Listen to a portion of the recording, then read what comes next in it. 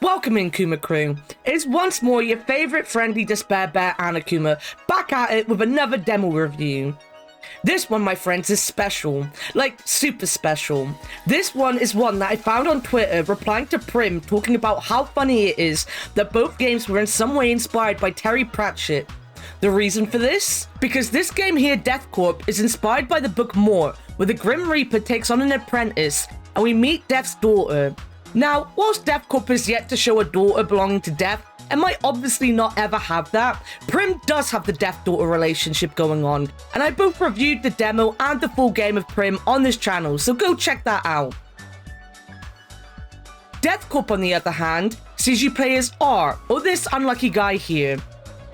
R is being interviewed for a job, but amazingly every time he does anything, it all goes wrong, which ends with the entire interview board being killed.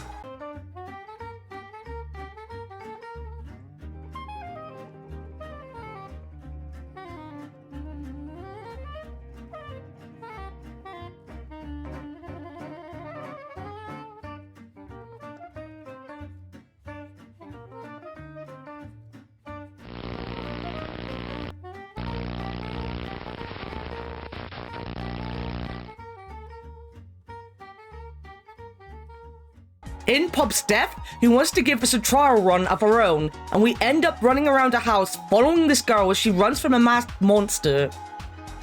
Now, I have a few thoughts I need to get off my chest. First up is I love the demo. Please don't take anything I say after this as me not enjoying anything about it. But I do have one big complaint that I need to instantly get into, which is it is way too meta at times. It isn't super in your face, but I am hoping that the full release has less fourth wall breaking than the demo has. For a start, the interview is for the job position of main character of a point and click game. I did enjoy the humour, and credit to them for trying to find an interesting way of figuring out how well you know the genre too, for tutorials and stuff.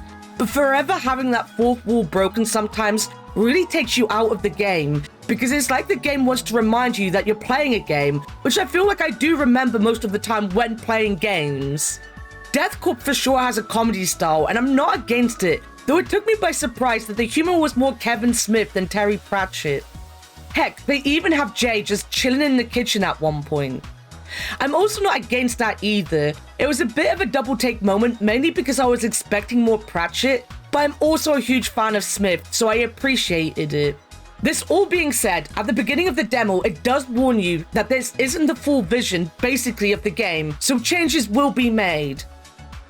With that out of the way, let us talk more about the actual game itself.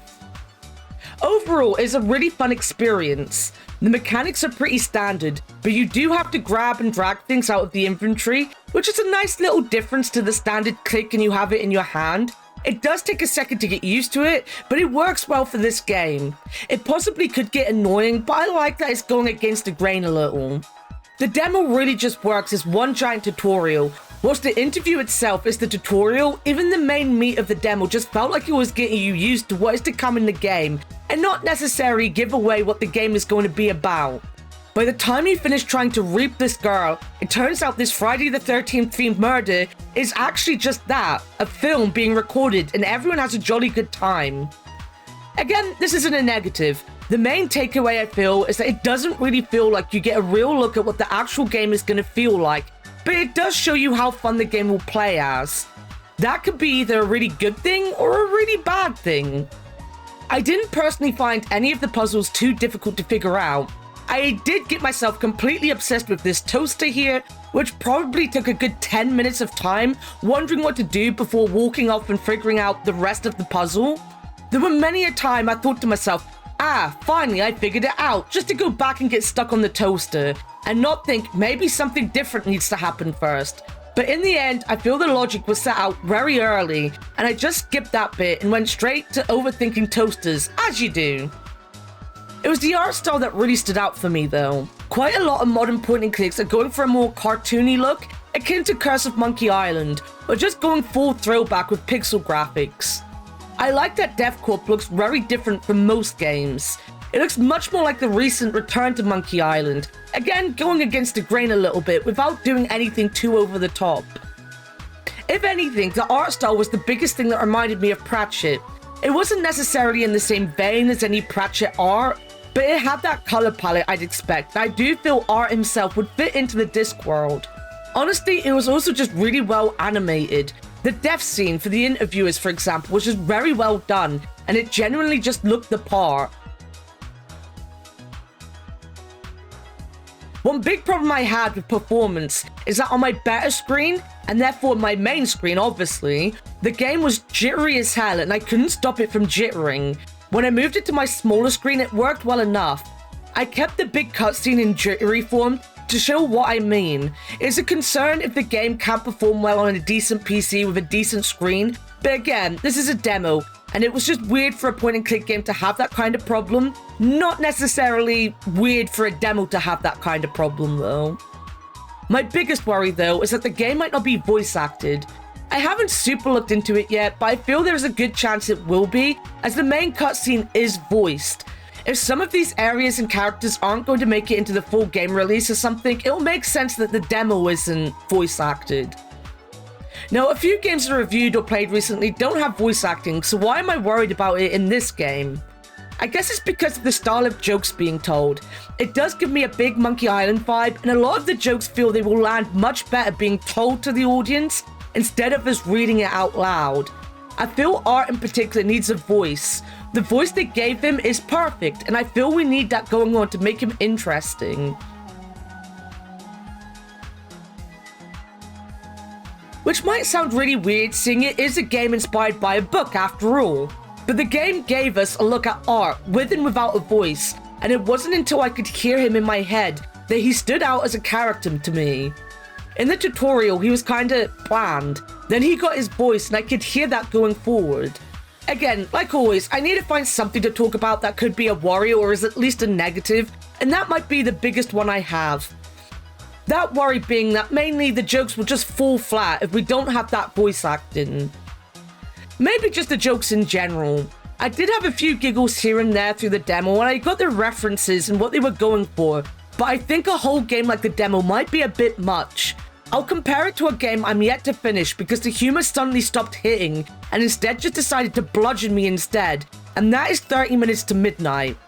It had a heavy 80s movie inspiration going on and a character that I felt was very similar to Art in many ways, and it just got too much for even me.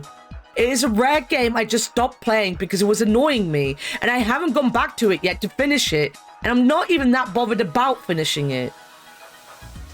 We have to remember though that there is a good chance that it will feel very different in the final form, and the demo itself wasn't a problem. I'm really looking forward to it and seeing what they do in general. Again, anything inspired by Pratchett's work is something I'd be interested in, and even if they went down a more Kevin Smith route, I'd still be down as a fan of his. Art-wise, it looks different from many of the games coming out around it, and it has a very cheery and fun atmosphere, much like 90s LucasArts games, so it's bound to have a lot of charm and character. No release date as of yet, but it'll be a game I buy the second it arrives, and you'll be able to watch me play it over at twitch.tv/Annakuma. I play point and clicks quite often on my Twitch channel, and especially on a Monday, which is the designated point and click day, so come check me out. You might have guessed this is the end of the video. Hurrah for you! Thank you for once more sticking with me and listening to my bare opinions on random demos. I do hope Death Corp comes nice and soon, and if you found anything I said interesting, a link to their store page with the demo still available is in the description below, so go check it out. If you want to help this bear though, please like, comment on your favorite death story, as in the character, not deaths, actual deaths, you know, just the character death. Please don't be weird. And then subscribe. But till next time, guys, thank you for watching, and bye-bye.